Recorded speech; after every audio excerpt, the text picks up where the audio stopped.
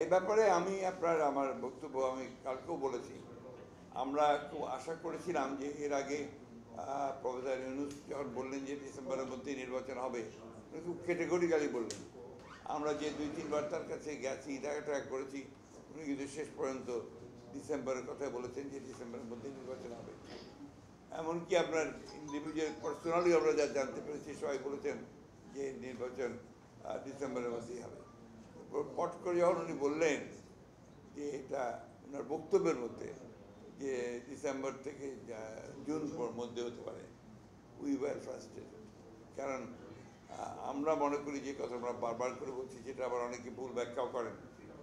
আমরা মনে করছি যে বাংলাদেশের যে রাজনৈতিক সংকট, এই একদিকে আপনার ভারতবর্ষে আওয়ামী লীগের অবস্থান, হাসিনার অবস্থান, এবং এখন পর্যন্ত ভারতবর্ষের একটা কোল্ড শোল্ডার, এই জিনিসগুলো আপনার আমাদের জন্য খুব ভালো একটা ভবিষ্যৎ তৈরি করছে না।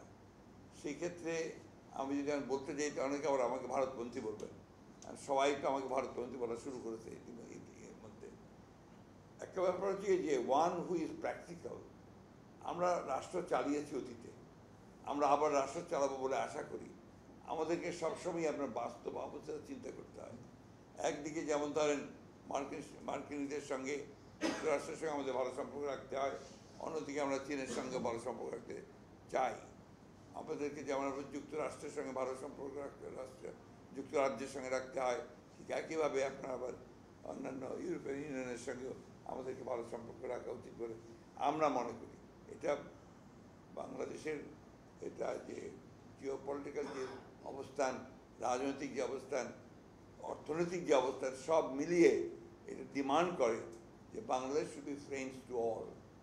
সেই ক্ষেত্রে আজকে আমার যে গণতন্ত্রের শত্রু, তাকে ভারতবর্ষে বসিয়ে রেখে আমি আপনার নির্বাচনটাকে পেছাবো, এটা আরও বেশি সংকট তৈরি করবে বলে আমার মনে হয়। আমরা যেটা বারবার করে বলেছি যে নির্বাচনটা যে আমরা চাচ্ছি, এটা নট বিকজ অফ যে আমরা ক্ষমতা যাওয়ার জন্য চাচ্ছি। আমরা মনে করি যে নির্বাচন হলেই সেটা একটা আপনার একটা ম্যান্ডেট পাবে সেই সরকার, এবং জনগণের সমর্থন পাবে সেই সরকারটার শক্তি আর একটা আনইলেক্টেড সরকারের শক্তির মধ্যে অনেক পার্থক্য আছে। That is very important. এটাতে ইউটিউবিয়ান কথা বলতে লাভ নেই।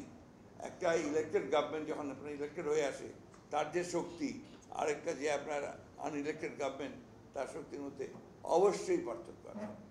আমাদের প্রশ্নটা ওই জায়গায় যে আমরা যদি ইলেক্টেড হয়ে যাই, ইলেকশন যদি হয়ে যায়, তার একটা শক্তিশালী অবস্থান দাঁড় করাচ্ছে।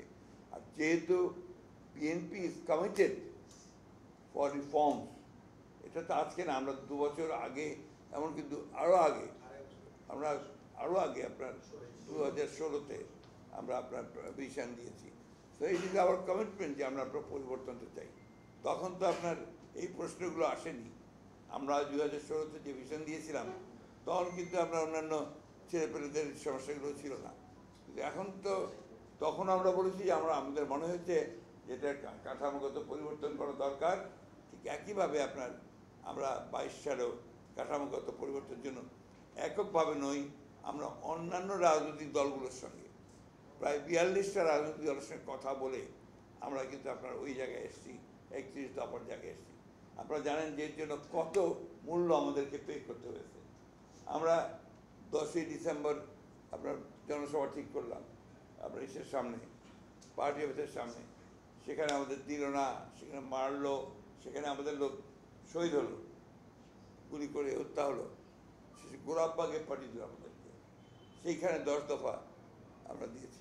অর্থাৎ we have paid lot of price for রিফর্মসেরটা আনতে শুধু।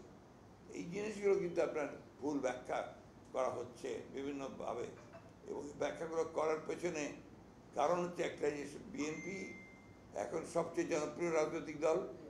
বিএনপির জনপ্রিয়তাকে যদি কমিয়ে ফেলা যায়, তাহলে যারা আপনার একদিকে বিএনপির বিরুদ্ধে অথবা দেশের বিরুদ্ধে অথবা গণতন্ত্রের বিরুদ্ধে, তারা ফায়দা লুটতে সহজ হয় তাদের পক্ষে। স্যার, এখানে আপনার কথা খুব পরিষ্কার, কিন্তু